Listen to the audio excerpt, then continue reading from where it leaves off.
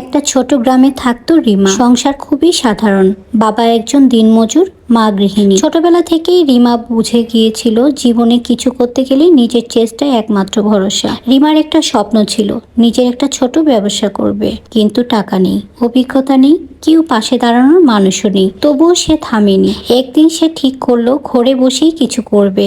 খুব অল্প টাকা জোগাড় করে কয়েকটা বেডশিট কিনে ফেসবুকে বিক্রি করা শুরু করলো। প্রথম দিন কোনো সেল নেই, দ্বিতীয় দিন ইনবক্সও কেউ নক করলো না। এক সপ্তাহ শূন্য। অনেকেই বলল এইসব করে কিছুই হবে না, সময় নষ্ট করছো। রিমার মন ভেঙে গিয়েছিল, কিন্তু সে থামেনি। সে প্রতিদিন পোস্ট দিতে থাকলো, ছবি ভালো করার চেষ্টা করলো, ক্যাপশন শিখলো, কাস্টমারের সাথে কিভাবে কথা বলতে হয় সেটাও শিখলো। একদিন হঠাৎ একটা অর্ডার আসলো, ছোট্ট একটা অর্ডার, কিন্তু রিমার কাছে সেটা ছিল অনেক বড় স্বপ্নের শুরু। সেই এক অর্ডার থেকেই শুরু, ধীরে ধীরে 2টা, 5টা, 10টা। কিন্তু পথটা এত সহজ ছিল না। কখনো কাস্টমার পণ্য নিয়ে খুশি হয়নি, কখনো ডেলিভারিতে সমস্যা হয়েছে, কখনো লস হয়েছে, রাত জেগে কেঁদেছে। আবার পরদিন সকালেই নতুন করে শুরু করেছে, কারণ সে জানতো কষ্ট করলে একদিন সফলতা আসবেই। বছর ঘুরতেই না ঘুরতেই রিমার ছোট পেজটা হয়ে গেল বড় একটা ব্যবসা। আজ তার নিজের একটা শোরুম আছে, পরিবারের কষ্ট শেষ।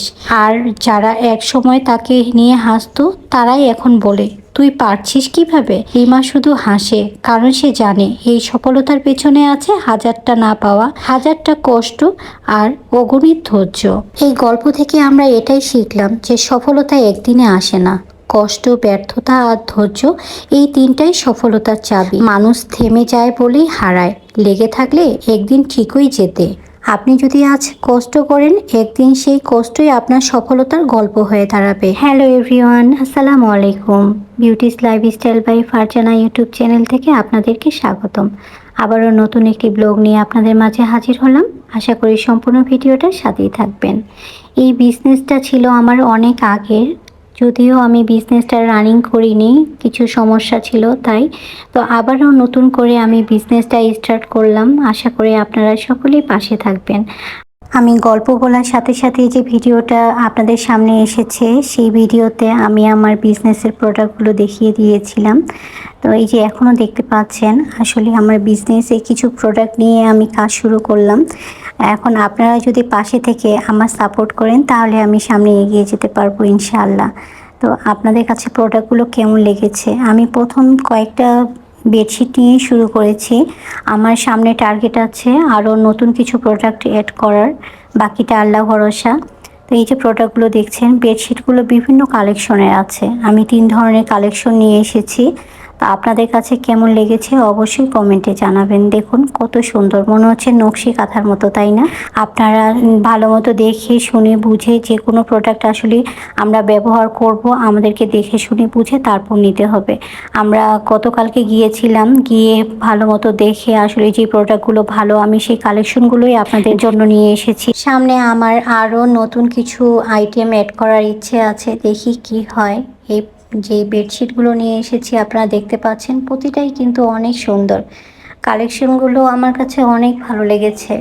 আর প্রতিটাই আমি কয়েকটা দোকান ঘুরে দাম যাচাই করে দেন আমি ভালো প্রোডাক্টগুলোই আপনাদের জন্য নিয়ে এসেছি। আর এই যে প্রোডাক্টগুলো দেখতে পাচ্ছেন, আমি গত কয়েকদিন আগে আমি অর্ডার করেছি। তো বাংলাদেশি মম চাঁদপুর আপু জানতে চেয়েছিলেন আসলে আমি চপিং বোর্ডটা কোথা থেকে নিয়েছি। আপু আমি স্ক্রিনে দিয়ে দিয়েছি ওনার ইউটিউব চ্যানেল, আর ওনার একটা পেজ আছে, পেজের নাম ডেকোর কর্নার। আপনারা চাইলে পেজ থেকে বা ইউটিউব চ্যানেল ভিজিট করে আপুর প্রোডাক্টগুলো দেখে নিতে পারেন। আর আমি যেহেতু দিনাজপুরের মেয়ে, যদিও ঢাকায় থাকি, তারপরও দিনাজপুরের যে প্রোডাক্টগুলো আছে সেই প্রোডাক্টগুলো মানে যেগুলো ভালো চলে সেই প্রোডাক্টগুলো নিয়ে আমি কাজ করতে চাচ্ছি। আপনারা কি বলেন? প্লিজ আপনাদের মতামতটা জানাবেন। দিনাজপুরে যে এই জিনিসগুলো বিখ্যাত সেগুলো নিয়ে আমি কাজ করতে চাচ্ছি। আর ঢাকায় যেগুলো আছে, তারপরও আসলে নতুন যেহেতু বিজনেস শুরু করেছি, আমার তো তেমন আসলে আইডিয়া নেই। আর এর আগে যখন বিজনেস করেছিলাম তখনও আসলে ওইভাবে আইডিয়া ছিল না বলেই তো আসলে আমার কাজটা ঠিক মতো করা হয়নি। তো যাই হোক, এখন আমি সবার কাছে শুনে অনেক মতামত নিয়ে আমি কাজ শুরু করেছি। এখন বাকিটা আল্লাহ ভরসা। আসলে যে কোনো কাজ করতে গেলে অবশ্যই ধৈর্য ধরে লেগে থাকতে হয়, আর ধৈর্য ছাড়া আসলে কখনোই সফলতা অর্জন করা সম্ভব না। আর কাজ মানুষ আসলে শিখে করে না, করতে করতেই মানুষের শিক্ষা হয়। তো আমি যদি এতদিন যদি আমার বিজনেসটা রানিং করে রাখতে পারতাম, তাহলে এতদিন হয়তো অনেক ভালো কিছু করতে পারতাম। তো যাই হোক, তখন আসলে হয়নি। তো এখন যেহেতু শুরু করেছি, আর তখন আমার ইউটিউব চ্যানেলও ছিল না, আর পেজ ছিল, যে পেজে ওইভাবে পরিচিতিও ছিল না। আসলে যে কোনো কাজে আসলে ধৈর্য ধরে লেগে থাকতে হবে। সব কথার এক কথা, ধৈর্য ধরে লেগে থাকতে হবে, ভেঙে পড়লে চলবে না। তা এই যে আমি দই মেকারটা অর্ডার করেছিলাম আপুর কাছ থেকে, দই মেকার, চাকু, প্রতিটাই প্রোডাক্ট ভালো ছিল। আসলে আমরা মেয়েরা যদি যে কোনো কাজই করে বাসায় বসে যদি নিজের হাত খরচটাও বের করতে পারি, তারপরও নিজের একটা শক্তি থাকে, তাই না? নিজে একটা কোনো কিছু করলে সেটার একটা অন্যরকম শান্তি লাগে, নিজের হাতে 2টা টাকা আসা। আমি এর আগে জব করেছি, জব করার পরে আমি যখন জবটা আমার চলে যায়, তখন আমার বিজনেস রানিং করা হয়। বিজনেসে বিভিন্ন ধরনের প্রোডাক্ট ছিল। এখনও আফসোস হয় আমার, কেন আমি বিজনেসটা রানিং করতে পারিনি তখন, কেন আমি রানিং করে রাখিনি। আজকে যদি আমি এতদিন যদি আমি রানিং করে রাখতাম, তাহলে আজকে আমার পরিচিতিও অনেক বেশি হতো, আমার বিজনেসটাও অনেক ভালো পর্যায়ে চলে যেত। কী করার, আসলে যেটা পাস্ট পাস্ট, এটা নিয়ে আফসোস করে লাভ নাই। এখন যেটা নিয়ে আমি শুরু করতে চাচ্ছি সামনে, সেটাতে মন দিতে হবে।